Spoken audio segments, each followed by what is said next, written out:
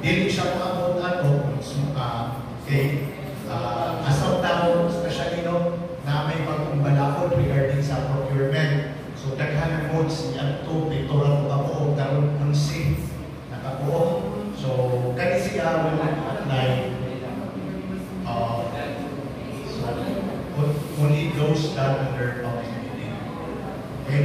Sige, so may pamunta na. Anyway, if you have any questions,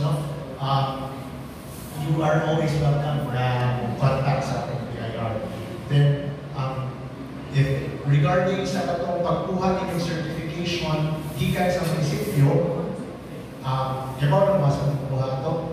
Kaya ba kung saan pumato sa PIR, kinahanglan mo kukuha certification, kinapay kaya na service ninyo.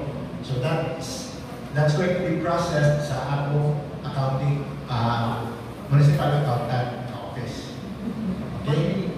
Sige. So before we let go